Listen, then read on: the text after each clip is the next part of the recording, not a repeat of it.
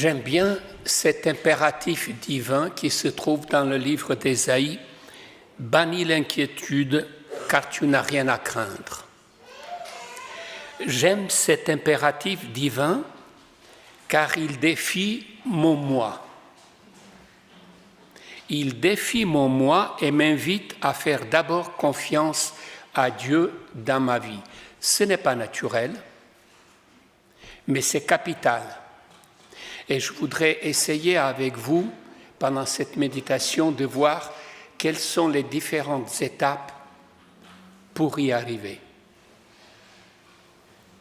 Mes longues années pastorales m'ont appris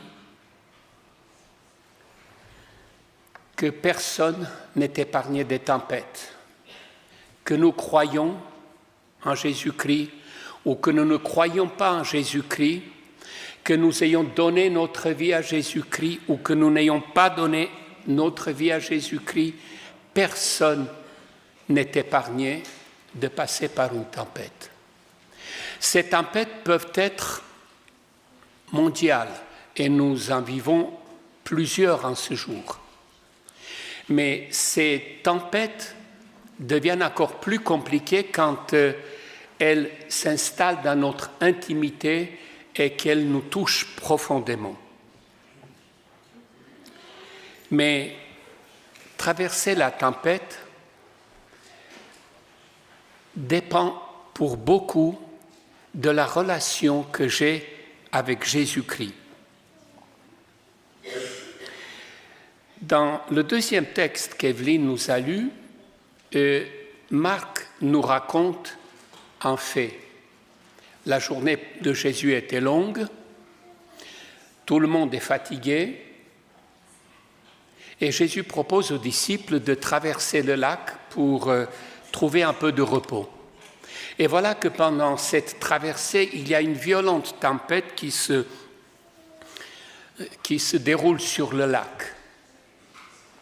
Je vous rappelle que tous les disciples, ce sont des professionnels de la pêche.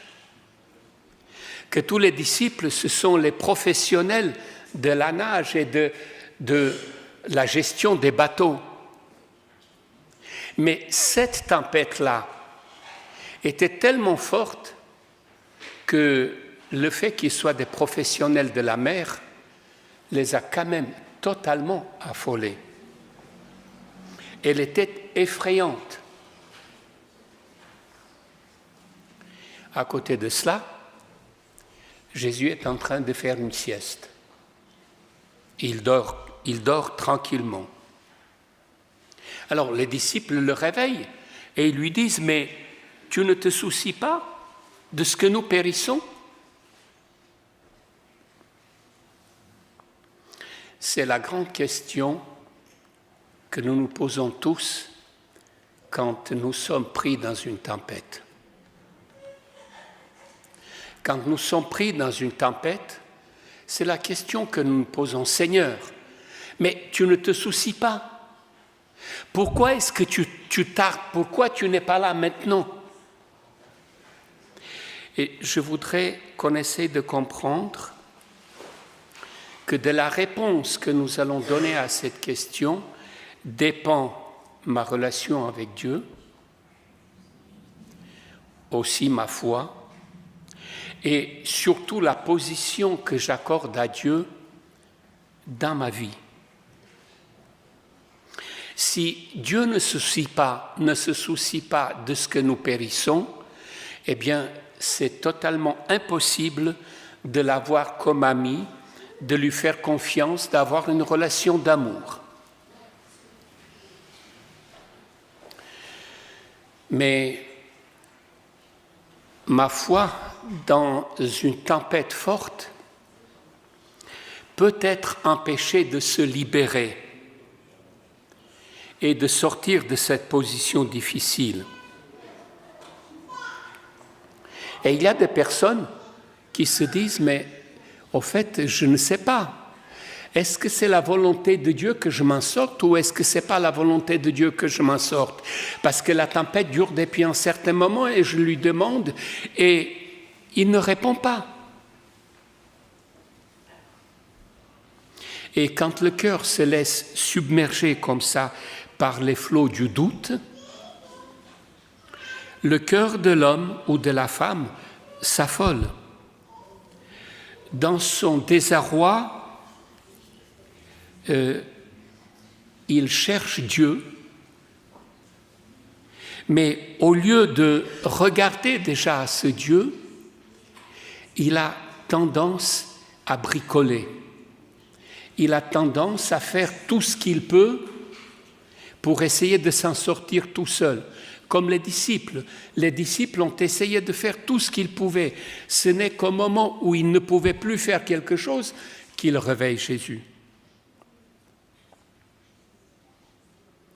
Ils ont réveillé Jésus parce que personne ne pouvait les secourir. Ils se sont rendus compte qu'eux-mêmes ne pouvaient pas se secourir mutuellement.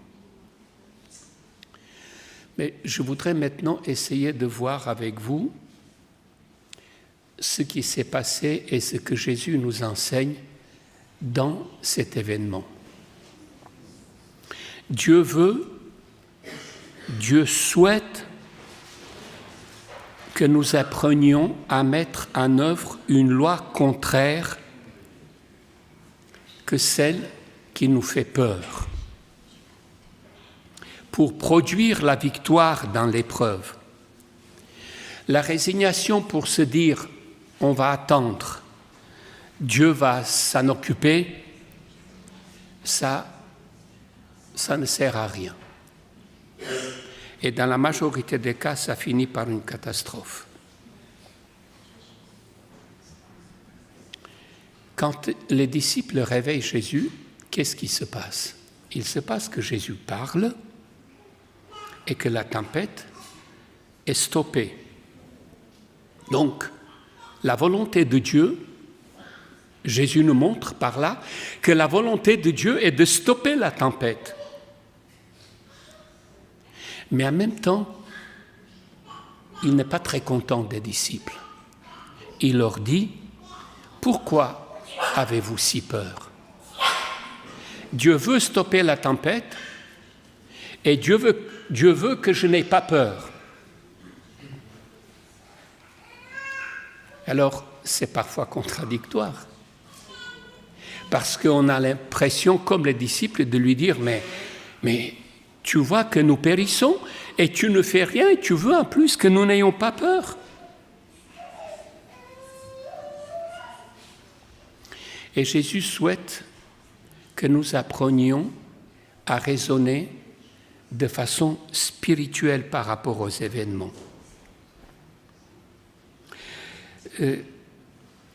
Pourquoi avez-vous peur? Cela ne signifie pas que Jésus ne se préoccupe pas. Mais c'est le premier point sur lequel Jésus nous demande de travailler. Quand vous affrontez la tempête, c'est le premier point sur lequel nous devons travailler. Et ce n'est pas évident, j'y reviendrai.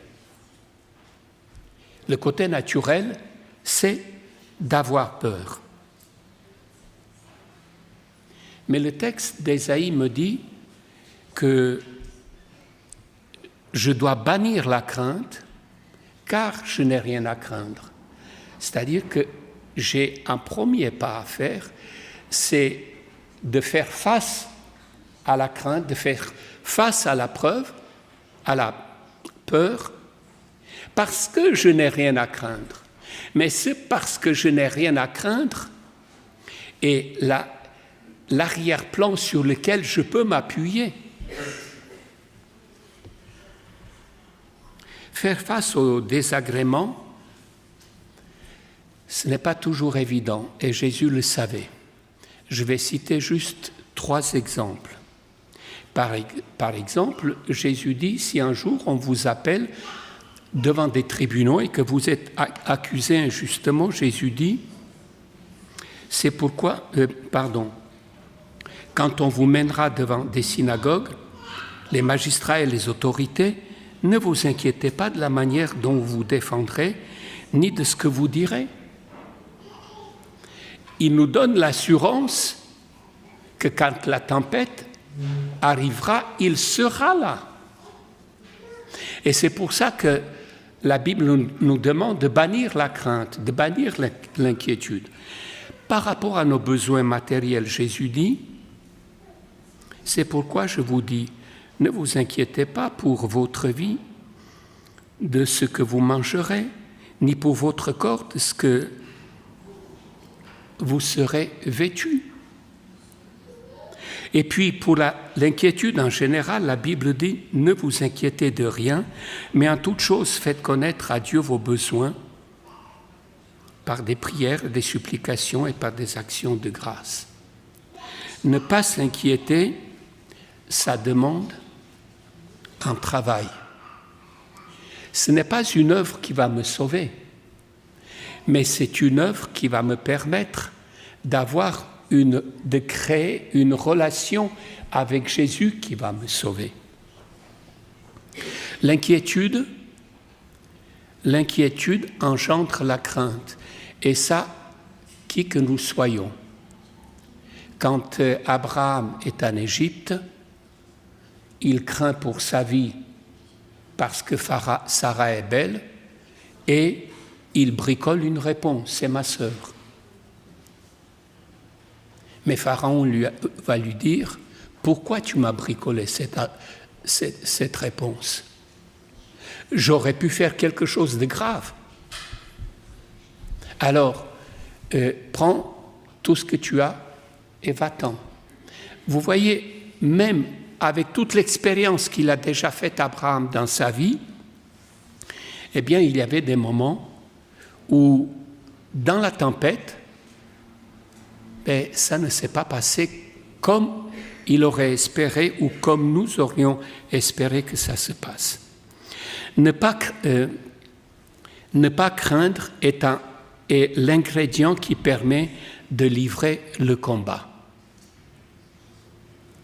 Car la crainte dans le combat empêche le bon déroulement. Et Jésus le sait. Jésus sait que la crainte est naturelle, mais Jésus sait aussi que la confiance est naturelle quand la relation avec Dieu est bonne et vraie. Et je vous rappelle juste un exemple. Jaïrus, chef de la synagogue, sa fille est malade. Il vient demander à Jésus qu'il guérisse sa fille. Pendant qu'il parle à Jésus, des émissaires arrivent et ils disent à Jaïrus, c'est plus la peine de déranger le maître, ta fille est morte.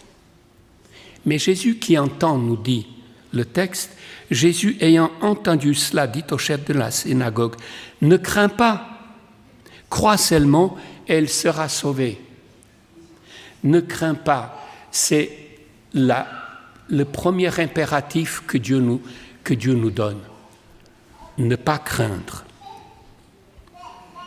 Sortir de notre problème commence d'abord par bannir la crainte. Ce n'est pas facile, mais c'est biblique. Par Moïse, Dieu dit au peuple d'Israël, « L'Éternel marchera lui-même devant toi, il sera lui-même avec toi, il ne te délaissera point et il ne t'abandonnera point, ne crains point et ne t'effraie pas. »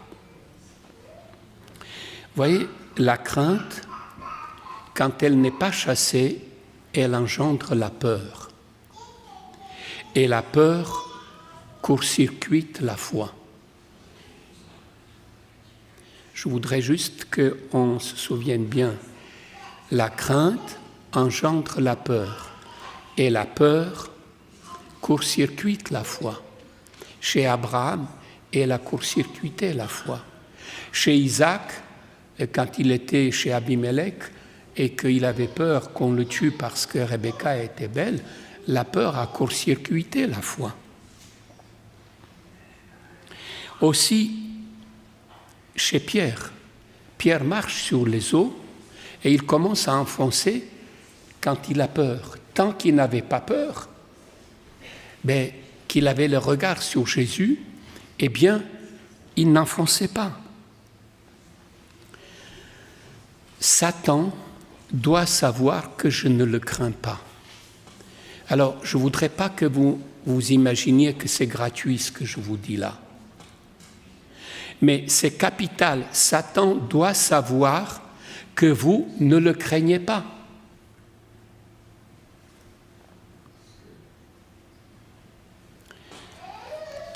Jésus leur dit quand ils se réveillent, « Comment n'avez-vous point de foi ?»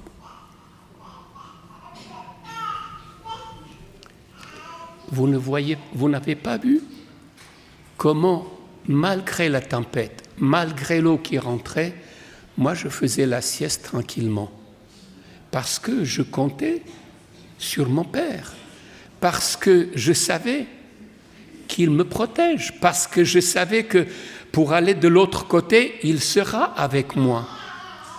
Pourquoi donc avez-vous paniqué?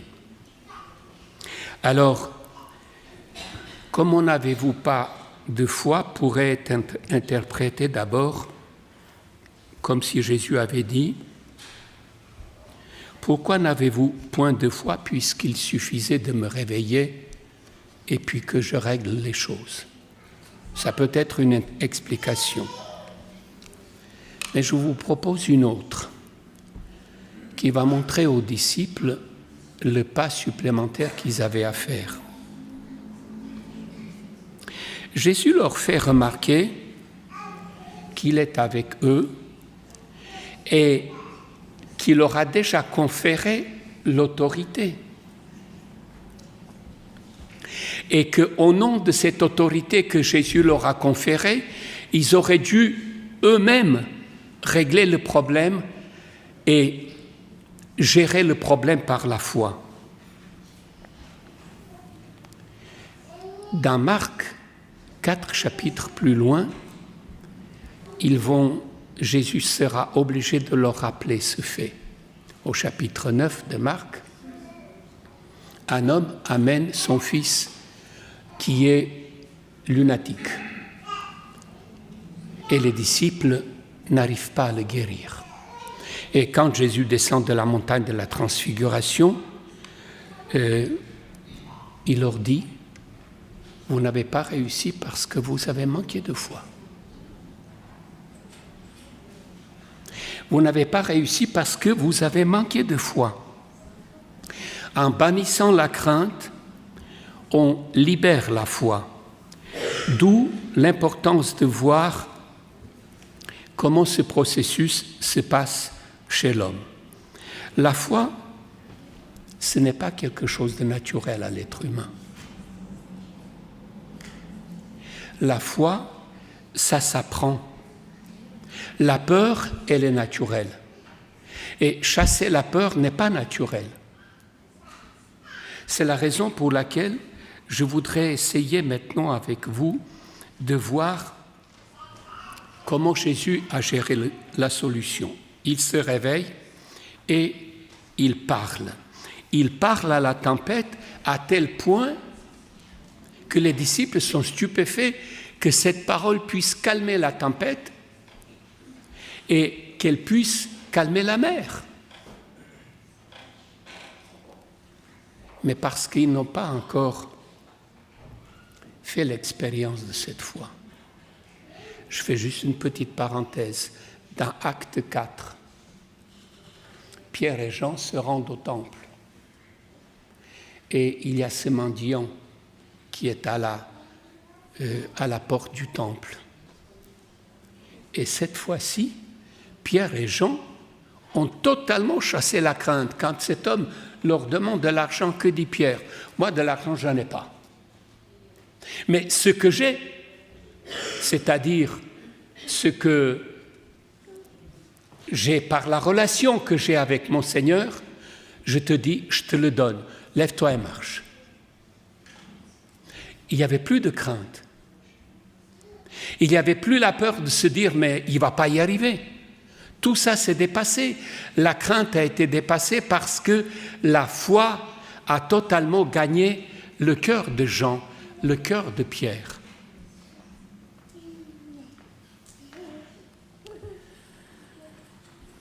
Mais vous allez me dire, les disciples n'avaient pas le temps de faire grandir la foi. au moment de la tempête. Oui, c'est vrai. Et c'est la raison pour laquelle maintenant, pour les 7-8 minutes qui me restent, je voudrais essayer de vous donner un exemple biblique sur la façon de faire grandir la foi.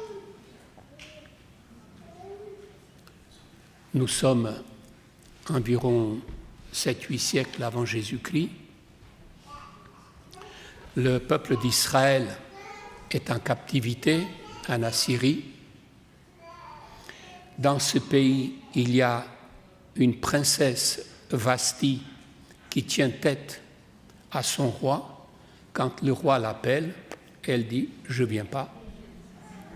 Et tous les conseillers du roi vont dire « il faut que tu la répudies parce que ce n'est pas normal qu'une femme tienne tête ». Il la répudie, mais il se trouve sa femme. Alors il demande qu'on aille chercher dans tout le pays des belles filles pour qu'il puisse choisir sa femme. Et parmi ces filles, celle qui touche le cœur, c'est une juive, mais elle ne dit pas qu'elle est juive. Et en même temps, dans le royaume, ce roi nomme un premier ministre qui s'appelle Haman. Et ce premier ministre a une exigence, que tout le monde, quand il passe, que tout le monde se mette à genoux. Or, voilà que tous les jours, il passe devant un homme qui ne se met jamais à genoux. Il s'appelle Mardoché. Mardoché sait qu'il se mettra à genoux, mais devant Dieu, mais pas devant un homme. Il sait aussi que Haman est un Amalécite, le texte nous dit.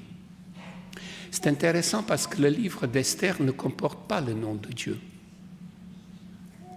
Pas une seule fois. Pourtant, dans ce livre, on ne voit que Dieu et que la puissance divine. Alors, Haman est horripilé. Il décide de demander au roi de tuer tous les Juifs, le même jour, partout dans le pays. Et on a placardé dans Suse ce décret. Et Mardoché parcourt la ville en haut et en large, en long et en large, avec des cris. Il n'a pas peur de se montrer qu'il est juif. Il n'a pas peur de dire qu'il se remet entre les mains de Dieu.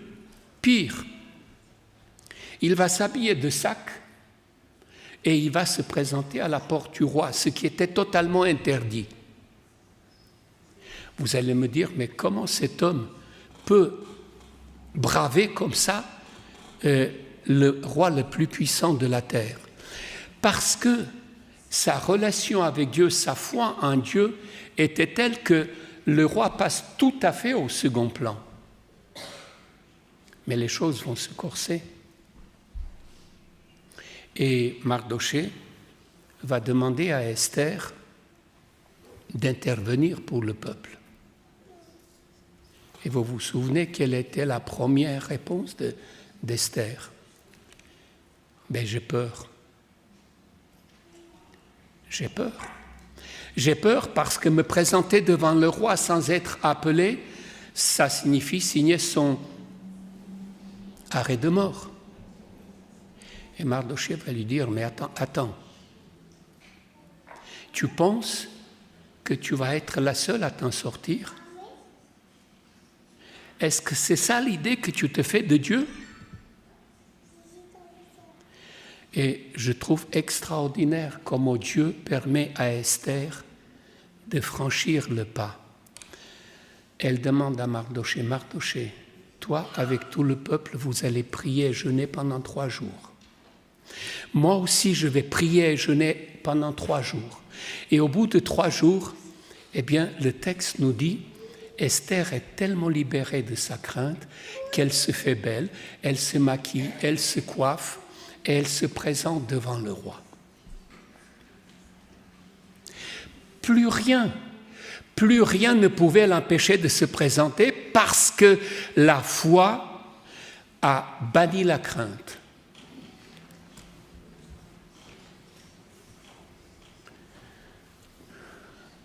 peut-être qu'aujourd'hui vous n'avez pas encore cette foi. Mais ce que Dieu nous demande, c'est que nous travaillions pour que cette foi prenne place dans notre cœur. J'ai trouvé une phrase d'un théologien et pasteur calviniste, Robert Charles Sproul, qui dit ceci: « La seule façon pour Dieu de me montrer qu'il contrôle tout parfaitement est de nous placer dans des situations où nous ne contrôlons absolument rien. » Je relis cette phrase. La seule façon pour Dieu de nous montrer qu'il contrôle tout parfaitement est de nous placer dans des situations où nous ne contrôlons absolument rien. Dans les années 72-73, j'étais jeune pasteur stagiaire à Annecy. Avec Monique, on venait juste de déménager de Collonges à Annecy et on avait une vieille 4L. Et voilà que cette 4L bleue tombe en panne. Mais nous n'avions pas encore d'économie et j'étais un tout petit peu inquiet, même pour bien dire beaucoup inquiet.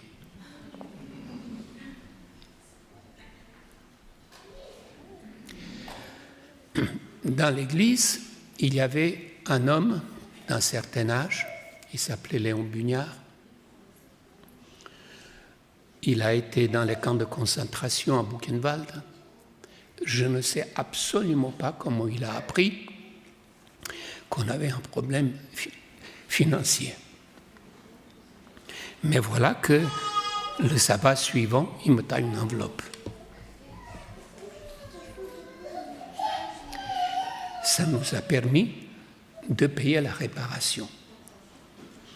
Alors, bien sûr, Dieu aurait pu permettre que la 4L ne tombe jamais en panne. Dieu aurait pu faire que je n'ai pas besoin d'argent pour faire réparer la voiture. Mais j'aurais trouvé ça tout à fait normal. Et je ne me serais pas rendu compte que Dieu veille sur moi. Mais le fait de permettre que la voiture tombe en panne et qu'en même temps, il voit une provision pour que le problème soit réglé, ça m'a permis, à Monique et à moi, de voir Dieu sous tout un autre angle. De celui qui s'inquiète quand nous périssons. Bien sûr, je n'étais pas dans une situation comme les disciples, mais j'étais quand même dans une tempête.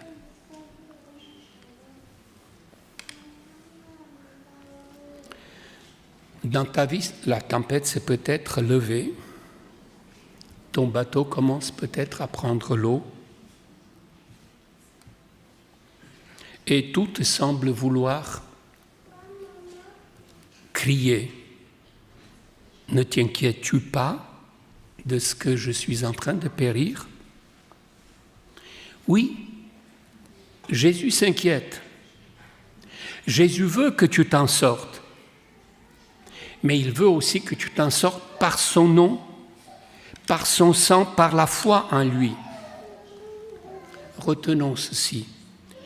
Plus nous nous familiariserons avec la présence vivante de Jésus dans notre quotidien, plus nous sommes à même de bannir la crainte. Cette familiarisation, elle passe par la lecture de la parole de Dieu, par la contemplation de la personne de Jésus-Christ, par la prière qui engendre la foi. On dit que l'habit ne fait pas le moine, mais que le moine fait l'habit. Notre cœur est le temple du Saint-Esprit.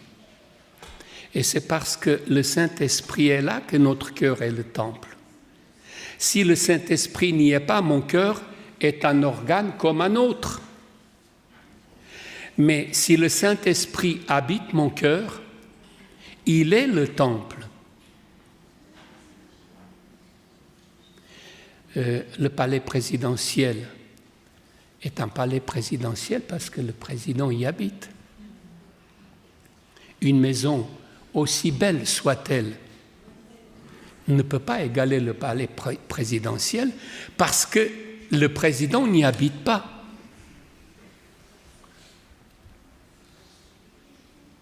Qui habite ton cœur ici et maintenant?